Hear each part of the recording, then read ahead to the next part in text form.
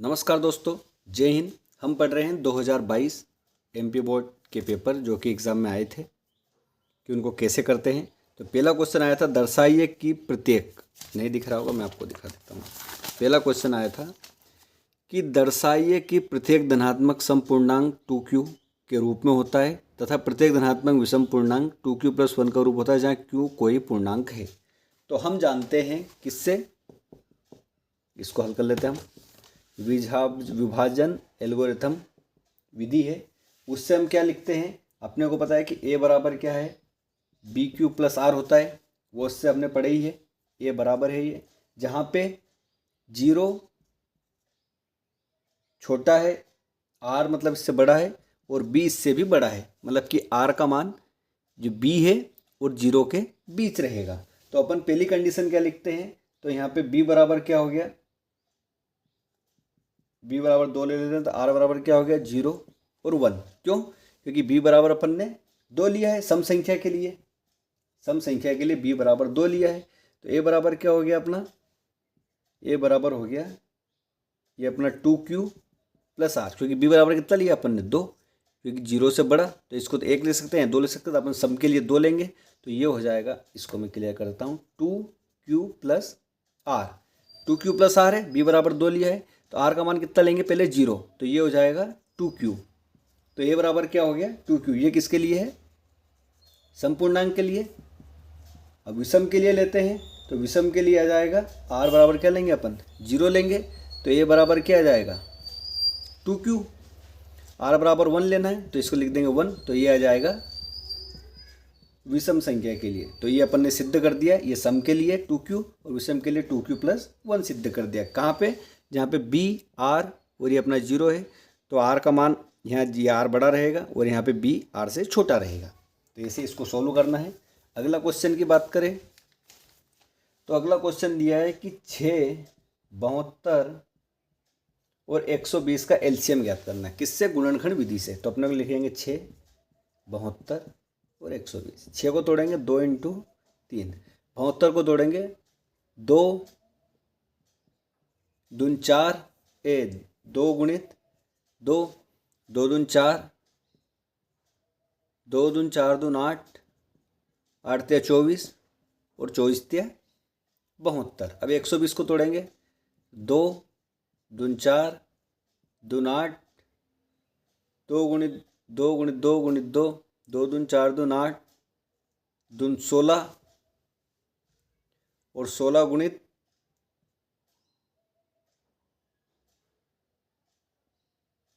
इसको 120 को अपन दूसरे तरीके से तोड़ेंगे। ये 120 लिखा, इसको लिखेंगे 2 × 2 × 3 × 2 × 5, 2 दून 4 या 12 दून 24 और 24 पंजे 120। तो इसका एलसीएम क्या हो गया, एलसीएम लिखेंगे तो 6, 72, 120 का एलसीएम लिखेंगे 2 और 3, 2 × 3, तो ये 2 गया, ये 3 गया, उसके बाद फिर 2, ये 2 हो गया, तो ये 2 गया, फिर ये 2 हो गया, फिर ये 2 गया, फिर ये 3 हो गया, फिर ये 3 हो गया, फिर ये 2 हो गया, फिर ये 5 हो गया। अब इनका गुणा कर लेंगे तो अपना उत्तर आ जाएगा, क्या आ जाएगा, एलसीएम आ जाएगा। ऐसे ही इसको सोल्व करना है। अगला क्वेश्चन है, अगला क्वेश्चन दिया है द्विघात बहुपद 6x² -3 -7x के शून्य ज्ञात करना है। इसकी क्या ज्ञात करना है, अपने को शून्य ज्ञात करना है। तो इसको अपन तोड़ेंगे 6 × 7, 7 छंग कितने हो गए, 7 छंग 42। तो 42 को ऐसे तोड़ना है कि उसको जोड़े घटाए तो 3 आए और गुणा करे तो 42 आए। तो अपन 42 को यहाँ तोड़ेंगे तो किससे लिखेंगे कि 2, 21 दून 42 होते हैं, 3 × 7 इसी तरीके से टूट सकता है, क्योंकि 7 × 21 दून 42, इससे ज़्यादा ये संभव नहीं है। अब बात करें इन दोनों की, तो ये दोनों कैसे टूट सकते हैं। तो एक तो हो गया, देखो 7 दून 14 और एक 7 × 21, 2 चीज़ें हो सकती है संभव, लेकिन अपने को चाहिए क्या, 3 चाहिए। सवाल है अपना 6x² -3 -7x = 0। तो ये x नहीं, ये अपने गलती कर रहे थे कि क्यों नहीं टूट रहा है। तो ये सवाल जमेगा 6x² -7x -3 = 0। तो ये 6 18 टूटेगा काय में 9 × 2 में। तो ये हो जाएगा 6x² -9x -2x -3 = 0। तो यहाँ पे कॉमन हो जाएगा अपना क्या 3 और x। तो क्या बचेगा 2x - 3। यहाँ पे अपना कॉमन हो जाएगा -1। तो ये बचेगा 2x, ये प्लस है -3। तो 2x - 3 और 3x + 1। तो इसके बराबर 0 रख देंगे। 2x - 3 = 0 और 3x + 1 = 0। तो x बराबर आ जाएगा 3/2 और इसमें क्या आ जाएगा x बराबर -1/3। ये इसका उत्तर हो जाएगा। अगला सवाल करते हैं। एक द्विघात बहुपद ज्ञात कीजिए, इसके शून्यों का योगफल। योगफल क्या होता है अल्फा प्लस बीटा 1 क्या होता है -b/a और c/ क्या होता है अल्फा × बीटा। उसका मान कितना है 1। तो अब इसकी तुलना करेंगे तो c बराबर 1, a बराबर 1 और b बराबर क्या हो गया -1। अपने को पता है ax² + bx + c = 0। यहाँ पे मान रख देंगे तो x² माइनस का x और प्लस का 1 = 0। ये हो गया अपना द्विघात सूत्र। समझ में आया आपको। ये स्टैंडर्ड फॉर्म में मानक रूप, उसको हल करना है। अब अगले सवाल की बात करें तो अगला सवाल दिया हुआ है कि -5 -1 3 7 के प्रथम पद ए और सार्वंतर डी लिखिए। तो प्रथम पद क्या होता है जहाँ से श्रेणी चालू होती है, तो -5। अब डी कैसे निकालेंगे, डी निकालेंगे अपन a2 - a1।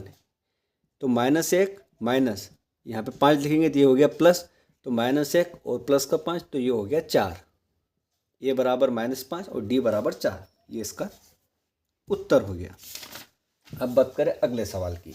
अगला सवाल दिया है अपना कि एपी है, एपी में दिया है 21 18 15 का कौन सा पद -81 है। कौन सा पद -81 है। अब अपने को पता है ए बराबर दे दिया अपने, ए बराबर कितना है 21, डी बराबर कितना हो गया -3 और अंतिम पद एल बराबर कितना दे दिया -81। तो पदों की संख्या पूछी है।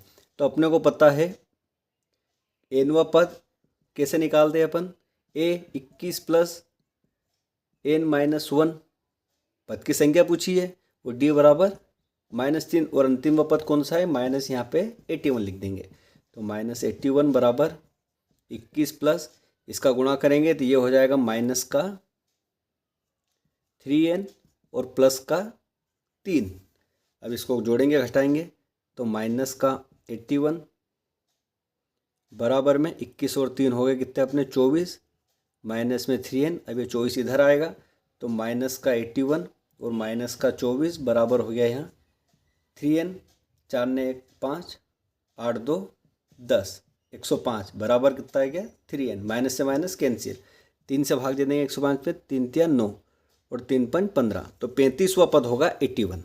कौन सा पद 35वां पद। ये हो गया अपना नंबर ऑफ टर्म्स, 35वां पद आ जाएगा। अब बात करें अगले सवाल की। अगला सवाल दिया है कि निम्नलिखित आकृतियाँ समरूप है या नहीं है। अब देखो आकृतियाँ समरूप होने के लिए 2 कंडीशन है। ये तो हो गया वर्ग, ये हो गया समांतर चतुर्भुज। तो ये दोनों समरूप नहीं होंगे। क्यों समरूप होने के लिए क्या होगी, भुजा की लंबाइयों का अनुपात बराबर होना चाहिए, उसके बाद उनके कोण बराबर होने चाहिए। जब दोनों है ही अलग अलग तो कैसे समरूप होंगे। ये समांतर चतुर्भुज है, ये अपना वर्ग हो गया, तो समांतर चतुर्भुज नहीं हो सकता। अगला क्वेश्चन है ये आयत है ये वर्ग है, ये भी नहीं हो सकता। सीधा लिखना है नहीं है। ये ऑब्जेक्टिव टाइप क्वेश्चन है लेकिन 2 नंबर में है।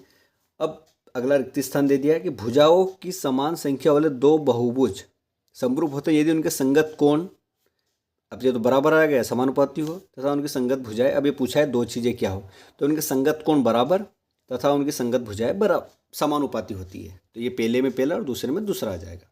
आई होप आपको समझ में आ गया होगा। 10वां क्वेश्चन, अभी अपन 2 नंबर वाले पढ़ रहे हैं। तो 10वां क्वेश्चन है अपना, उस बिंदु के निर्देशांक ज्ञात कीजिए जो बिंदु -1 -7 -1 और 7 और 4 और -3 को मिलाने वाले रेखाखंड को 2:3 में विभक्त करता है।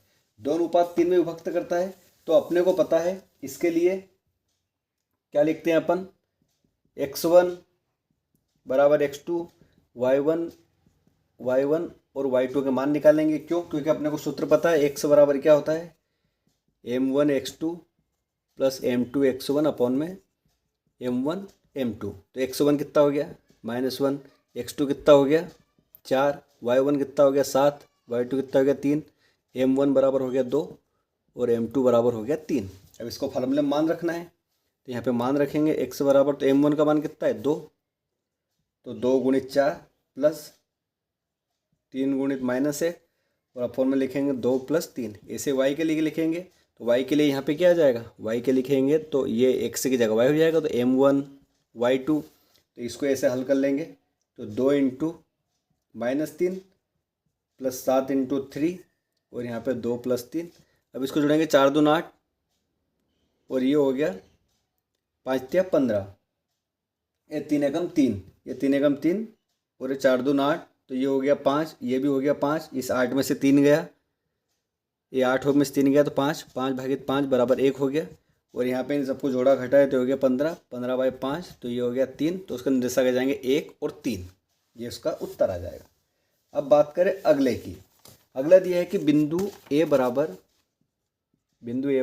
6:1, बी बराबर 8:2, सी बराबर 9:4 और डी बराबर P3 एक समांतर चतुर्भुज के शीर्ष इस क्रम में हो कि P का मान ज्ञात कीजिए। अपने को पता है कि अगर ये शीर्ष क्रम में है तो अपने को एक कंडीशन पता है कि समांतर चतुर्भुज के विकर्ण परस्पर समद्विभाजक होते हैं। समद्विभाजक मतलब कि AC और BD। अब इनका जोड़ करेंगे तो ये आ जाएगा अपना क्या, A और C का जोड़ेंगे तो इसलिए लेंगे 6 + 9/2 और दूसरा आ जाएगा 1 + 4/2 बराबर होंगे किसके, 8 + P/2 और 2 + 3/2। तो ये 6 और 9 15, 15/2, 4 ने 1 5, तो ये हो गया 5/2 बराबर में 8P/2 और 5/2। तो अब ये और ये बराबर होंगे तो 2 से 2 कैंसिल हो जाएंगे, तो 15 बराबर 8 + P, तो P बराबर 8 उधर जाएगा तो कितने बचेंगे 7। तो ये 7 के लिए बराबर होंगे, 7 के लिए बिंदु। अब बात करें बिंदु ए बराबर 5:2, 11वां क्वेश्चन है, बी बराबर 4 और 7 है और सी बराबर 7 और -4। ये त्रिभुज हो गया ABC। ए का निर्देशांक है ये, बी का निर्देशांक ये, सी का निर्देशांक ये। अब इसका क्षेत्रफल ज्ञात करना, तो अपने को पता है त्रिभुज का क्षेत्रफल 1/2 x1 y2 - y3 plus x2 y3 - y1 plus x3 बराबर आ जाएगा y1 - y2। अब इसमें मान रखेंगे तो 1/2 x1 का मान, अपने x1 का मान लिख लेंगे, कितना आ जाएगा 5, ये 5 हो गया, x2 का मान 4, x3 का मान 7, y1 का मान 2, y2 का मान 7 और y3 का मान -4। अब क्या रखना है, इसको फार्मूले में रखना है और हल कर देंगे तो इसका उत्तर आ जाएगा। इसको हल करना है बस, इससे उसका उत्तर आ जाएगा। ये हो गया क्लियर। अगला क्वेश्चन है कि K का मान ज्ञात कीजिए यदि बिंदु P के एक सरेखी है। अब सरेखी है मतलब कि एक ही बिंदु पे, ये A हो गया, ये B हो गया C, तो त्रिभुज का मान कितना हो जाएगा 0 हो जाएगा। तो वही अपन त्रिभुज का फार्मूला लगाएंगे और इसको ABC का मान रख देंगे तो इसका उत्तर आ जाएगा। अगले क्वेश्चन की बात करें तो साइन है 3/4, तो अपन ये त्रिभुज लेंगे, ये A, ये B, ये C। और अपने को पता है समकोण त्रिभुज में साइन बराबर क्या होता है, लंब बटा कर्ण। तो लंब ये A के लिए मान करेंगे तो लंब बराबर 3, ये 4, तो इसका मान कितना आ जाएगा 5 आ जाएगा। और अपने को मान ज्ञात किसका करना, कोस और टेन का। तो कोस बराबर क्या होता है, आधार बटा कर्ण, तो आधार कितना था 4, 4/5 आएगा। अब बात करें टेन A की, तो टेन बराबर क्या होता है लंब बटा आधार, तो लंब कितना है 3, आधार कितना है 4, तो 3/4 इसका उत्तर आ जाएगा ए। लंब बटा आधार, लंब बटा आधार, तो इसका उत्तर आ जाएगा अपना क्या,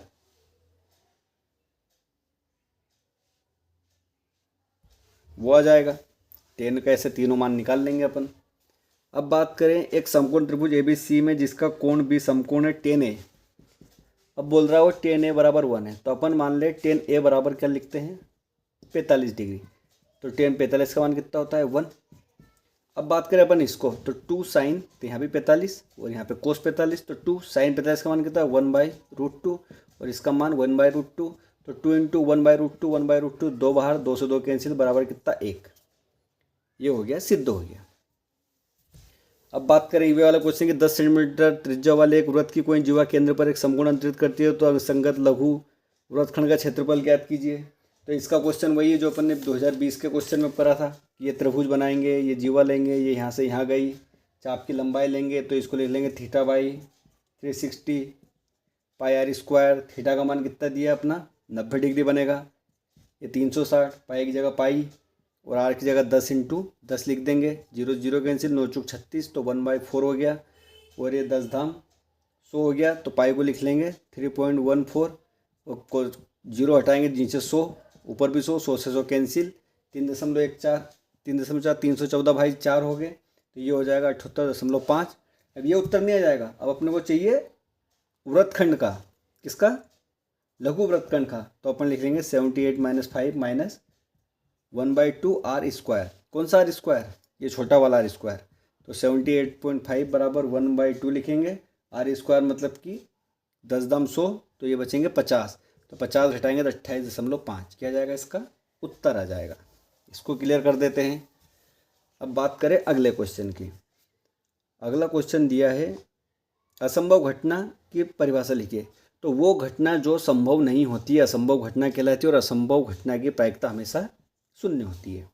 प्रारंभिक घटना किसी प्रयोग में एक निश्चित परिणाम आए, किसी प्रयोग में प्रायिकता का एक निश्चित परिणाम आए तो उसे प्रारंभिक घटना। कैसे, जैसे 5 रेड बॉल है, 5 क्या रेड बॉल, अब बोल रहा है कि रेड बॉल ही निकालिए, तो उसकी परिणाम हमेशा क्या आएगा, एक आएगा, एक ही आएगा, एक ही आएगा, तो वो होगी प्रारंभिक घटना।